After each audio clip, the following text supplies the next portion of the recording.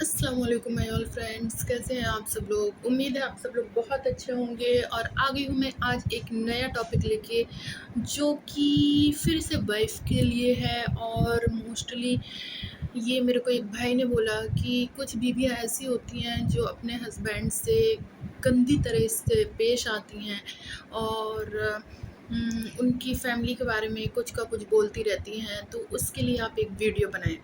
तो आज मैं उसी के लिए एक वीडियो बनाने जा रही हूँ, जो कि है हाउसवाइफ के लिए। तो अगर आप अपने हस्बैंड से प्यार करती हैं, अगर आप चाहती हैं कि आपका हस्बैंड आपसे बहुत अच्छी तरीके से रहे, आपके साथ आपसे भी प्यार करे और आपकी इज़्ज़त करे और आपसे कभी भी नाराज़ ना हो, तो आप मेरी बातों को ध्यान से सुनें। फर्स्ट बात तो, अगर आप अपने हस्बैंड की फैमिली के मेंबर में किसी की भी, उसकी माँ के बारे में कुछ गलत बोलेंगे, उसकी बहन के बारे में कुछ गलत बोलेंगे, उसके कोई भी भाई के बारे में कुछ गलत बोलेंगे, तो ये वो नहीं सहन करेगा। अगर हाँ, उसकी गलती है, आपको लगता है कि इसकी ज़्यादा बड़ी गलती है और ये बात करनी चाहिए, तो उसको आपको बोलना है अपने हस्बैंड को कि मेरे को ये चीज़ पसंद नहीं है और आपके भाई, आपकी माँ ये सारी चीज़ें करती हैं, तो आप ना उनसे एक बार बात कर लें, ठीक है। तो वो एक अलग बात हो जाती है। लेकिन अगर आप एक चुगली टाइप की करें, जो कि बहुत औरतों में आदत होती है कि अपने बैठ के रात में हस्बैंड है, ना खैरियत पूछा, ना ये पूछा कैसे हैं आप, क्या है, क्या हाल चाल है, सीधे बताना शुरू कर दिया। जैसे कि सुबह से रात तक का पूरा लिख के बैठे हैं, आज इसकी माँ ने क्या किया, आज इसकी बहन ने क्या किया, आज इसने क्या किया। तो ये चीज़ जो होती है हस्बैंड को बहुत ख़राब लगती है।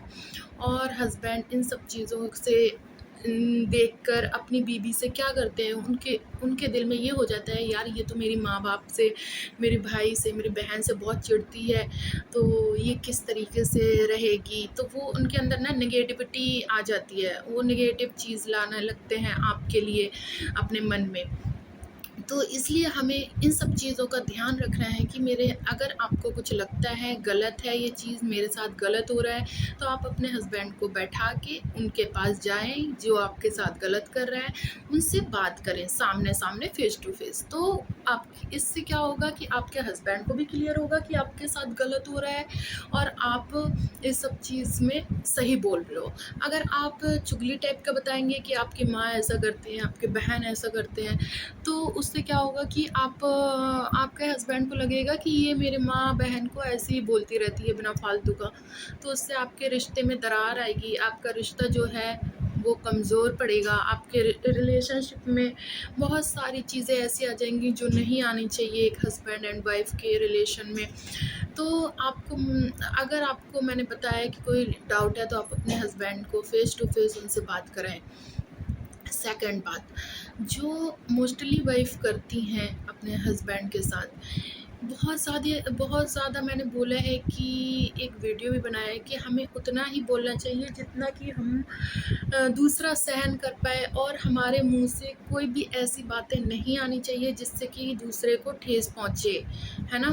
तो हम क्या करते हैं, बहुत जब हमारा रिश्ता ना पहले तो हम शादी के बाद बहुत ठीक रहते हैं कुछ दिन तक, कुछ महीनों तक, लेकिन फिर जब जैसे जैसे रिश्ता पुराना होता है तो हमें और ज़्यादा हमें अच्छा होना की वजह से होना चाहिए, लेकिन हम क्या करते हैं और इस तरीके से बिहेव करने लगते हैं कि अगले को कुछ समझते ही नहीं है। तो हस्बैंड से अगर आप बुरी तरीके से पेश आएंगे, गंदी तरीके से बात करेंगे, हाँ ये वो वगैरह वगैरह, तो आप कैसे हो, बहुत सारी वाइफ की आदत होती है, हाँ ये बोलते हैं कि हाँ तुम में है ही क्या, मेरे पास कितने अच्छे अच्छे रिश्ते आ रहे थे, मैंने सब मना कर दिया, मेरी तो किस्मत फूटी थी जो मैंने तुमसे शादी की।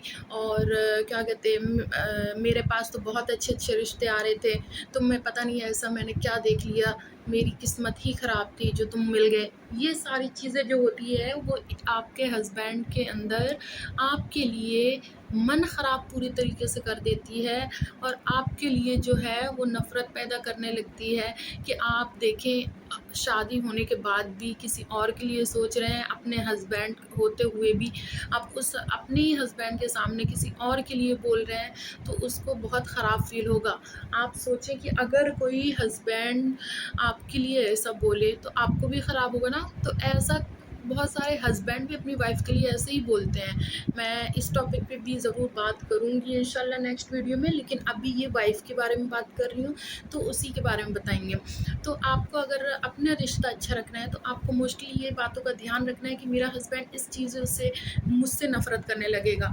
जो बीवियों का गुस्सा होता है ना, वो बहुत जल्दी गुस्सा आ भी जाता है और बहुत जल्दी ठंडा भी हो जाता है। लेकिन हम जो गुस्से में करते हैं ना, वो क्या होता है कि देखें, हम गुस्से में कुछ भी उल्टा सीधा बोल देंगे, फिर उसके बाद 5 मिनट बाद सही हो जाएंगे। ठीक है, वो तो ठीक है, आप सही हो गए, फिर उसके बाद चलो आपका हस्बैंड भी मान गया, रह गया। लेकिन जो आपकी जो कड़वी बातें होती हैं, जो आप कड़वा कड़वा बोलती हैं, वो उसके दिल में लग चुकी होती है और वो ज़िंदगी भर उस बातों को रिपीट करता रहेगा, तुमने ऐसा बोला था, तुमने ऐसा बोला था, तुमने ऐसा बोला था। ठीक है?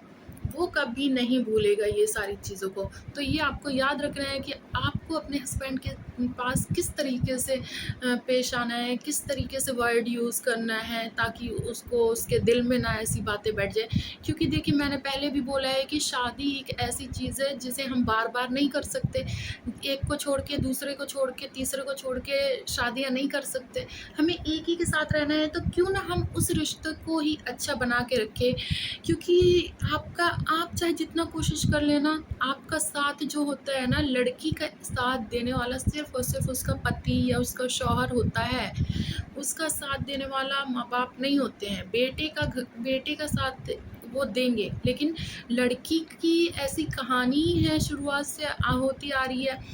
ये रीति-रिवाज़ ही है कि लड़की का जो कुछ है वो उसका शौहर है ना? उसका पति है, वही उसका साथ देगा, वही सब कुछ करेगा। तो आपको अपने हस्बैंड को नाराज़ नहीं करना है, आपको अपने हस्बैंड से इस तरीके से बात करनी है ताकि उसको कभी भी ऐसा ना लगे कि मेरी बीवी मेरे मेरे लिए ख़राब है। और बहुत सारी औरतों का ये भी चीज़ होती है कि हस्बैंड आए घर पे, ठीक है?